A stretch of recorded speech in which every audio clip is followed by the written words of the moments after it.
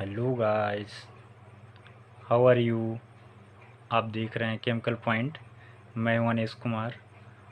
मैंने आपको पीछे की जो वीडियोज हुई हैं क्लास 9th की, उसमें हम लोग बायोलॉजी में सेल वाला चैप्टर देख रहे थे। तो हमने आपको कई सेल ऑर्गेनेल्स के स्ट्रक्चर बता दिए। तो उसमें सबसे इम्पोर्टेंट हमारा चल रहा था लास्ट में क्लोरोप्लास्ट चल रहा था, जो कि प्लांट्स के ग्रीन लीव्स में पाया जाता है, जिसके कारण जो लीव्स हैं, जो पत्तियां हैं, वो ग्रीन कलर की दिखाई देती हैं। तो उसके बारे में हम आज पढ़ने वाले हैं। आज हम लोग देखेंगे कि जो क्लोरोप्लास्ट होता है, हरित लवक होता है, उसकी स्ट्रक्चर और उसका कंपोजिशन और उसके टाइप्स हम देखने वाले हैं यहाँ पर। तो देखेंगे हम यहाँ पर कि हरित लवक क्या होता है। जैसा कि मैंने आपको मेंशन किया है, अगर आप लोगों ने पीछे की वीडियो नहीं देखी है तो आप लोग प्लेलिस्ट में जाकर देख सकते हैं, वहाँ पर अवेलेबल है। जो हरित लवक या क्लोरोप्लास्ट के बारे में हमने बताया आपको, और प्लास्टिड के बारे में बताया आपको, तो आप वहाँ पर जाके देख सकते हैं। तो यहाँ पर हम लोग देखते हैं कि जो स्ट्रक्चर है हरित लवक का, वो किस प्रकार से होता है। हरित लवक कहाँ पाया जाता है? प्लांट के जो सेल्स होती हैं उसमें बहुतायत मात्रा में पाए जाते हैं। ये कई संख्या में पाए जाते हैं जो क्लोरोप्लास्ट हैं, हरित लवक हैं। तो उसका स्ट्रक्चर किस प्रकार से होता है आज हम देखेंगे यहाँ पर कि हरित लवक का जो स्ट्रक्चर है, अगर इलेक्ट्रॉन सूक्ष्मदर्शी से अगर देखें तो वो गोलाकार या अंडाकार दिखाई देता है। और हरित लवक के चारों ओर यूनिट मेम्ब्रेन की जो बनी जो झिल्लियाँ हैं वो पाई जाती हैं, जो कि लिपोप्रोटीन की बनी होती हैं। जैसा कि आप जानते हैं, जितनी भी बायोलॉजिकल झिल्लियाँ होती हैं, जो जैविक झिल्लियाँ होती हैं, वो लिपोप्रोटीन की बनी होती हैं। किसकी बनी होती हैं? लिपोप्रोटीन की बनी होती हैं। और झिल्लियाँ जो हैं, झिल्लियों से घिरे अर्धतरल दानेदार पदार्थ को हम लोग स्ट्रोमा कहते हैं, जो कि अब आपको स्ट्रक्चर हम दिखाते हैं तो वहाँ पे आप लोग इसको देख सकते हो। तो और देख लेते हैं यहाँ पर कि जो स्ट्रोमा होता है, स्ट्रोमा का मतलब जो मटेरियल उसके अंदर भरा होता है, उस पूरे क्लोरोप्लास्ट के अंदर जो मेम्ब्रेन से बाउंड होता है, स्ट्रोमा के अंदर झिल्लियों से बनी जो लैमेली पाई जाती हैं। अभी बताते हैं आपको लैमेली कहाँ पे है। ये जो लैमेली हैं वो स्थान स्थान पे सिक्कों के ढेर जैसी संरचनाएं बनाती हैं, जिसे हम लोग ग्रैनम कहते हैं। बहुत इंपॉर्टेंट टर्म है ग्रैनम, जो कि आप देखेंगे, अभी हम दिखाते हैं आपको स्ट्रक्चर में ये किस प्रकार से ये होता है। आप देखें, जो एक हरित लवक है उसमें लगभग 40 से 60 ग्रैनम होते हैं। ये इंपॉर्टेंट है, आप ध्यान रखिएगा। जो 14 to 16 40 से 60 ग्रेनम होते हैं। जो पास पास के ग्रेना एक दूसरे से साधारण अथवा जालिकावत जो पटलिकाएँ होती हैं, फ्रिट्स होते हैं, लैमेली होती हैं, उसके द्वारा जुड़े होते हैं। इन्हें स्ट्रोमा पटलिकाएँ कहते हैं। ये स्ट्रोमा लैमेली या फ्रिट्स कहलाती हैं। प्रत्येक ग्रेना सिक्कों के ढेर के समान दिखाई देने वाली ग्रेना की प्रत्येक गोल चपटी पटलिका को हम लोग ग्रेनम लैमेली अथवा थैलेक्वाइड कहते हैं, जो कि ग्रेनम की इकाई होती है, यूनिट होती है। ग्रेनम किससे मिलकर बने होते हैं? थाइलेक्वाइड से मिलकर बने होते हैं। और प्रत्येक ग्रेना में थाइलेक्वाइड की संख्या जो है वो 10 से 100 तक हो सकती है। प्रत्येक थाइलेक्वाइड दो झिल्लियों के से मिलकर बना होता है। और इसका जो ऊपरी और अंतिम सतह प्रोटीन के अणुओं का बना होता है। इसके मध्य में जो पर्णहरित एवं फास्फोलिपिड के अस्तर होते हैं। पर्णहरित में प्रत्येक अणु में एक शीर्ष होता है और एक टेल होती है। तो यहाँ पर हम स्ट्रक्चर देखते हैं कि किस प्रकार से स्ट्रक्चर होता है। तो आप देख सकते हैं यहाँ पर कि जो एक्चुअल में क्लोरोप्लास्ट होता है कुछ इस प्रकार से होता है। अब इसको हम थोड़ा सा जूम आउट करेंगे तो आपको ज़्यादा क्लियर दिखेगा कि ये किस प्रकार से दिखता है। एक्चुअल में क्लोरोप्लास्ट सेल के अंदर किस प्रकार से दिखता है। तो अब इसको हम जूम आउट करते हैं। देखिए, ये देखिए, हमने इसको जूम आउट कर दिया। अब आपको दो स्ट्रक्चर नज़र आएंगे इसमें। एक तो आप देखेंगे कि ये स्ट्रक्चर नज़र आएगा। ये है एक प्लांट सेल। ये क्या है? एक प्लांट सेल है ये। और इस प्लांट सेल में इसके अंदर ये देखिए ढेर सारे क्या पाए जा रहे हैं? हरित लवक पाए जा रहे हैं। तो हम यहाँ पर हरित लवक का एक हरित लवक इसको उठा करके हम लोग माइक्रोस्कोप से देखते हैं वो किस प्रकार से।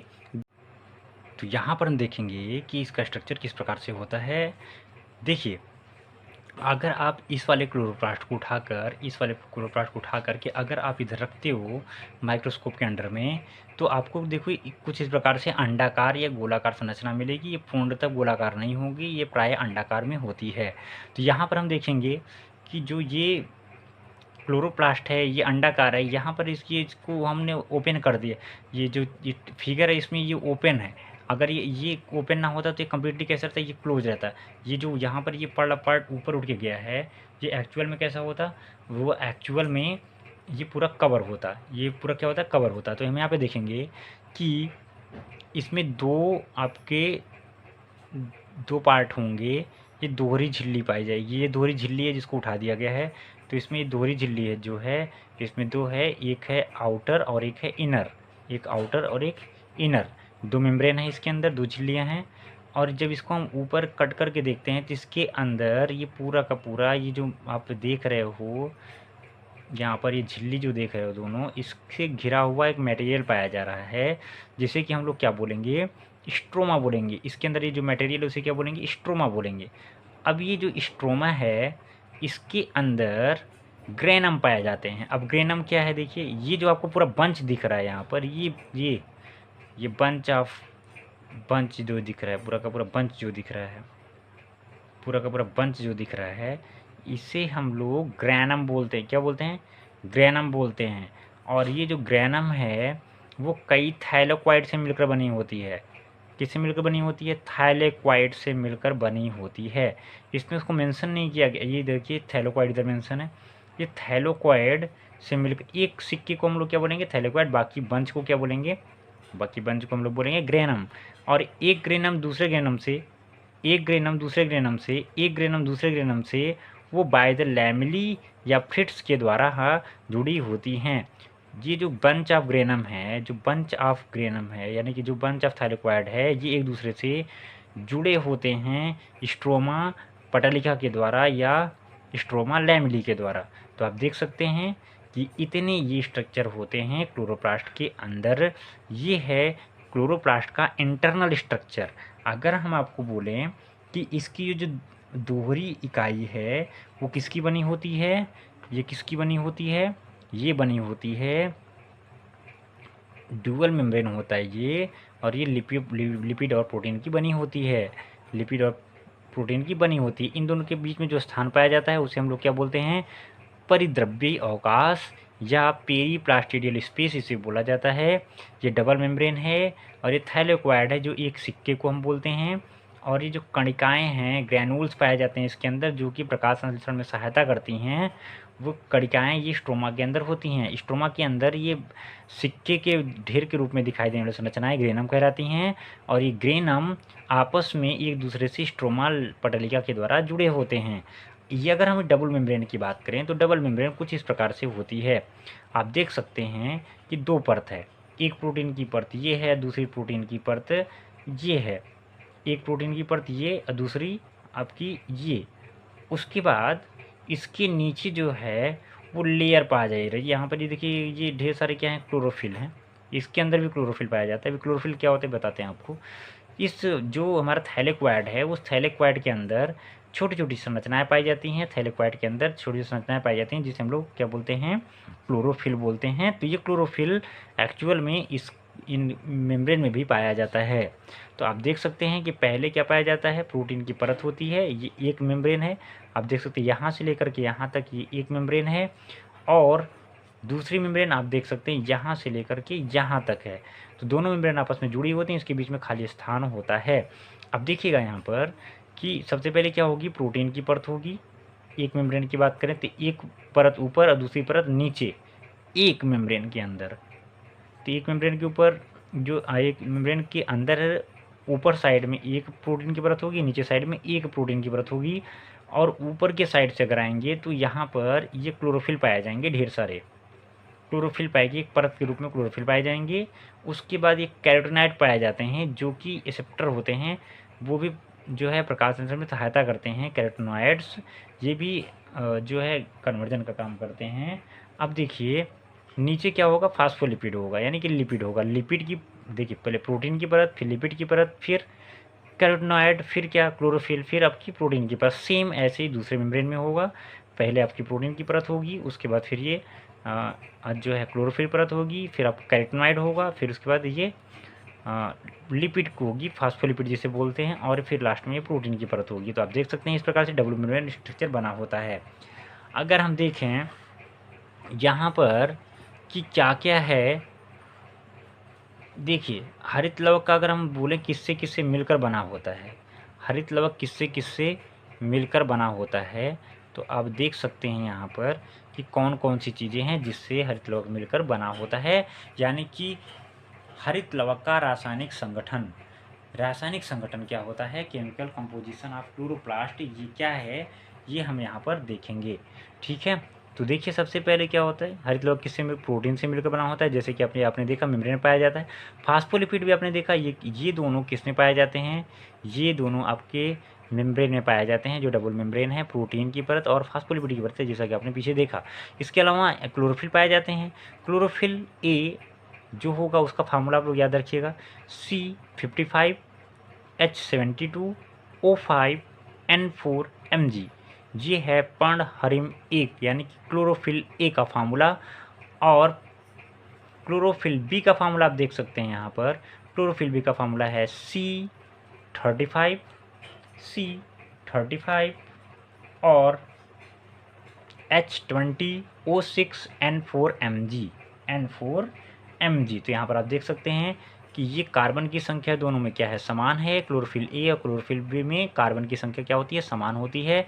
हाइड्रोजन की संख्या में बहुत बड़ा अंतर होता है, ये होते हैं 72 और ये होता है 20, ये इम्पोर्टेंट है। बाकी ऑक्सीजन की संख्या आपकी एक अधिक होगी, यानी कि 5 से 6 होगा, 5 से 6 होगा। और N की जो संख्या है, नाइट्रोजन की संख्या है, वो 4 दोनों में सेम रहेगी। Mg की भी संख्या सेम रहेगी। तो आप देख सकते हैं यहाँ पर 72 और यहाँ पर 6, ये दोनों चेंज हो जाते हैं, तभी आपका क्लोरोफिल ए और क्लोरोफिल बी का निर्माण होता है। उसके बाद कैरोटीनॉइड पाए जाते हैं। कैरोटीनॉइड के जैसे कि हमने बताया आपको कि ये रिसेप्टर की तरह कार्य करते हैं। कैरोटीनॉइड जो होते हैं ये बहुत ही लार्ज रिसेप्टर होते हैं लाइट के, तो ये भी पाए जाते हैं जो कि प्रकाश संश्लेषण में सहायता करते हैं। अगर हम देखें राइबोन्यूक्लिक एसिड, आरएनए भी पाया जाता है, डीएनए भी पाया जाता है, और विटामिन ई भी पाया जाता है, विटामिन के भी पाया जाता है, एंजाइम्स पाए जाते हैं। और इसमें magnesium, iron, copper, manganese, zinc और फास्फोरस के आयन पाए जाते हैं। ये सभी आयन्स जो हैं magnesium, iron, copper, manganese, zinc और फास्फोरस, इसके आयन पाए जाते हैं जो कि प्रकाश संश्लेषण में सहायता करते हैं इलेक्ट्रॉन रिसेप्टर की तरह। तो यहाँ पर हम देखेंगे कि ये एंजाइम पाए जाते हैं। ये एंजाइम जो हैं वो हेल्प करते हैं ड्यूरिंग द प्रकाश संश्लेषण, ड्यूरिंग द फोटोसिंथेसिस। विटामिन के भी पाया जाता है, विटामिन ई भी पाया जाता है, इसमें डीएनए पाया जाता है। ये सबसे बड़ी चीज़ है, ये मोस्ट इम्पॉर्टेंट चीज़ है, मोस्ट इम्पॉर्टेंट चीज़ है ये, कि ये आप देख सकते हैं, ये बहुत इंपॉर्टेंट चीज़, इसमें डीएनए पाया जाता है। पूरे बायोलॉजिकल सेल ऑर्गेनेल्स में केवल 2 ऐसे सेल ऑर्गेनेल्स हैं जिसके अंदर एक्स्ट्रा न्यूक्लियर मटेरियल पाया जाता है, अर्थात एक्स्ट्रा न्यूक्लियर डीएनए पाया जाता है, जिससे कि हम लोग बोलते हैं क्लोरोप्लास्ट और माइटोकॉन्ड्रिया। माइटोकॉन्ड्रिया के बारे में आप आगे पढ़ेंगे।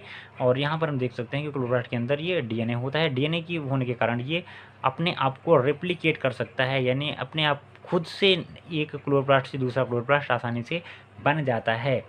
और इसी की तरह क्या होती है, माइटोकॉन्ड्रिया होती है। तो आपको एक क्वेश्चन दिया जाता है कि ऐसे किन्हीं तो कोशिकाओं का नाम बताइए जिसमें डीएनए पाया जाता है। तो आप एक बोलेंगे क्या, हरित लवक, और दूसरा बोलेंगे क्या, माइटोकॉन्ड्रिया। बाकी ये सभी जो मैग्नीशियम, आयरन, कॉपर, मैग्नीज और ये फास्फोरस के आयन हैं जिनके, ये सभी प्रोटीन प्रकाश संश्लेषण में ये सहायता करते हैं। हरित लवक के अगर हम जो क्लोरोफिल होते हैं उनको देखें तो कुल हरित लवक का लगभग 75% क्या होता है, हरित लवक का 75% क्या होता है, ये ए होता है और 25% बी होता है। यानी कि आपसे कोई पूछे कि सबसे ज़्यादा मात्रा में क्या पाया जाता है हरित लवक के अंदर, तब बोलोगे क्लोरोफिल ए 75 और क्लोरोफिल बी 25। और अगर हम देखें तो जो क्लोरोफिल ए होता है नीले कलर का होता है, क्लोरोफिल बी जो होगा वो हरे कलर का होगा, हरा और काला कलर का होगा, कैरोटीन जो होगा वो नारंगी रंग की होगी, और जैंथोफिल वो पीला कलर का होंगे। ये सभी टाइप्स के जितने भी वर्णक हैं ये पार्टिसिपेट करते हैं प्रकाश संश्लेषण में। तो आप देख सकते हैं जैसा कि हमने पीछे बताया था आपको कि क्लोरोफिल ए का फॉर्मूला C75H72 और O5N4Mg है, और बी का फार्मूला क्या है क्लोरोफिल बी का, जो कि हरे और काले कलर का होता है, और जिसका फार्मूला होगा C55 और H70O6 और N4, यानी कि इसमें केवल 2 हाइड्रोजन का अंतर होता है, ये आप देख सकते हैं। और N की संख्या सेम होती है, O की संख्या में एक वृद्धि हो जाती है, यानी 2 कम 1 ज़्यादा, 2 कम 1 ज़्यादा, 2 कम 1 ज़्यादा, इस तरह से आप याद रख सकते हैं, 2 कम 1 ज़्यादा। तो कैरोटीन जो होगा वो कैरोटीनाइड्स जिसे बोलते हैं हम लोग, कैरोटीन्स, वो आपकी एक्चुअल में C4H56, और जेंथोफिल जो होगा वो C40H56 एंड O2। तो ये फार्मूला है, आप लोग इसे राउट डाउन कर लीजिएगा। तो यहाँ इस वीडियो में हम लोग यहीं तक करते हैं। नेक्स्ट वीडियो में अगला सेल ऑर्गेनेज देखेंगे, जो भी की कोशिका का महत्वपूर्ण है उसे हम लोग, जैसे माइटोकॉन्ड्रिया है उसके बारे में देख लेंगे हम लोग। तो अगली आने वाली वीडियो हम लोग माइटोकॉन्ड्रिया के बारे में देखने वाले हैं।